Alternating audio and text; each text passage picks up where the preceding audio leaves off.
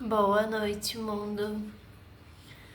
Hoje eu queria fazer um vídeo que eu espero que não atraia muita contenda e que não crie muita animosidade, mas que eu acho muito necessário para estabelecer o que eu entendo do messianato do Senhor Jesus Cristo e que eu acho que precisa ser mais divulgado. O Senhor Jesus Cristo não era um homem religioso. O Senhor Jesus Cristo era um homem, enquanto a vida de homem que ele levava, ele tinha profundo conhecimento em toda a religião da sua época. Ele dominava toda a literatura da religião judaica da sua época. Mas ele, além disso, tinha todo o poder de filho de Deus e ele era completamente conectado a essa essência divina. E ele tinha uma vida espiritual fortíssima. Ele nutria a vida espiritual dele com momentos de jejum, com momentos de vigília, com momentos de oração, com momentos de intercessão, com momentos de louvor, com votos, com dízimos. Então, o Senhor Jesus Cristo mantinha sua vida espiritual muito firmemente alicerçada. E algumas dessas coisas eram também ensinadas pela religião dos judeus, mas ele não fazia isso por uma questão religiosa.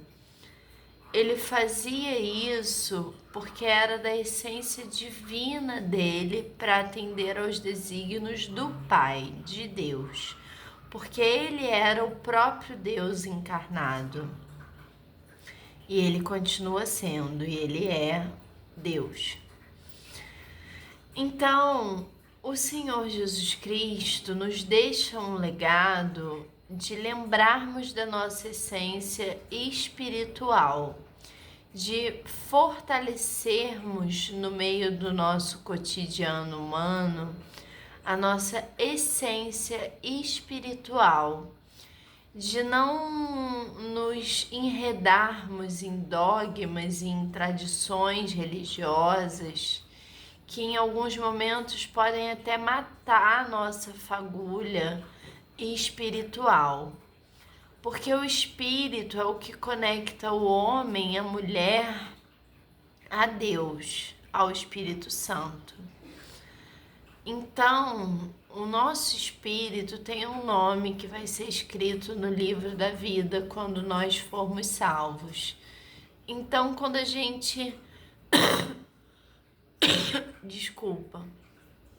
Então, quando a gente ora, se confessa em oração, se humilha em oração, quando a gente pranteia perante Deus, quando a gente entrega toda a justiça a Deus, quando a gente apresenta nossas causas a Deus, quando a gente abençoa quem nos amaldiçoa, quando a gente faz vigílias para conhecer a vontade de Deus, quando a gente abre mão de algumas vontades e necessidades nossas para nos purificarmos e recebermos melhor a vontade de Deus, quando a gente humilha os desejos da nossa carne para podermos atender melhor os desígnios de Deus, quando a gente intercede por alguém, quando a gente pratica um voto perante a Deus para o louvar,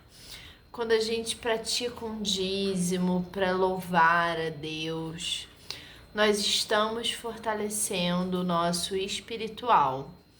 Isso tudo pode até ser dogma de alguma religião, Mas antes de ser dogma de alguma religião, isso é espiritual, isso é vontade de Deus para nossa vida.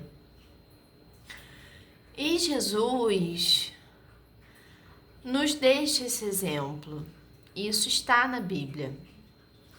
E depois que ele ressuscitou e se tornou vivo para sempre, se fundaram várias religiões.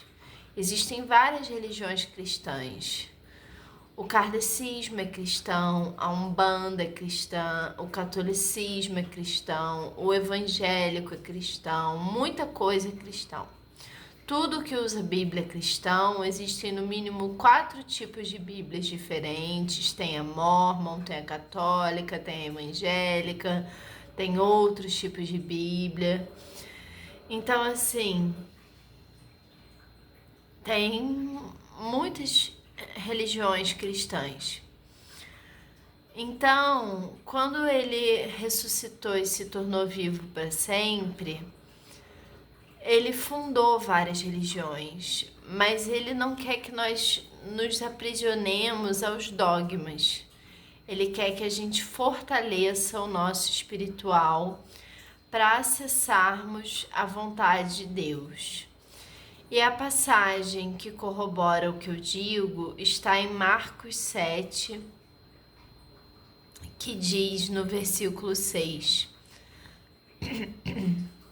Respondeu-lhes Jesus: Bem profetizou Isaías a respeito de vós, hipócritas, como está escrito: Este povo honra-me com os lábios, mas o seu coração está longe de mim. Em vão, porém, me adoram, ensinando doutrinas que são preceitos de homens, deixando o mandamento de Deus. Guardais a tradição de homens, como o lavar dos jarros e dos copos, e muitas outras coisas semelhantes a essas. E disse-lhes: Jeitosamente rejeitais o mandamento de Deus para guardais a vossa própria tradição. Então, vamos pensar bem no que é ensinamento de homem, no que é doutrina de uma interpretação bíblica que algum sacerdote, algum profeta, alguém fez sobre alguma coisa em algum momento, e o que é revelação que o Espírito Santo nos deu sobre a Bíblia. Para acessar Jesus, nós só temos 2 formas possíveis: o nosso coração em oração, ligado ao Espírito Santo e à voz do Senhor Jesus Cristo, e a Bíblia sendo lida a sós, nós, a Bíblia e o Espírito Santo e a voz do Senhor Jesus Cristo. Só tem essas 2 formas. Se você não tem uma Bíblia, procure no Google um site que tenha uma Bíblia. Eu recomendo a Bíblia ACF, mas você pode ler a NVI. A NVI eu acho a pior tradução, mas se você quiser, leia a NVI. Ela é mais simples, mas ela perde muito do significado das coisas, ela distorce, ela faz umas loucuras com a tradução, enfim. Mas se você quiser, leia a NVI, que ela vai simplificar o raciocínio. E a minha tradução é a ACF. Se você quiser ler a Bíblia Católica, leia a Bíblia Católica. Se você quiser ler a Bíblia Mórmon, leia a Bíblia Mórmon. Mas leia a Bíblia sozinho, você e a Bíblia. E quando você lê a Bíblia, ore ao Espírito Santo, porque Deus dá sabedoria a todos que pedem, liberalmente. Peça a Deus sabedoria. Peça a Deus para te revelar o que você precisa entender nas Sagradas Escrituras. Isso vai acontecer com você. Você vai ganhar sabedoria, você vai conseguir compreender melhor. Desculpa, eu tô resfriada, minha voz tá péssima, mas eu precisava deixar essa mensagem. Uma boa noite, mundo. Fiquem com Deus. Deus abençoe.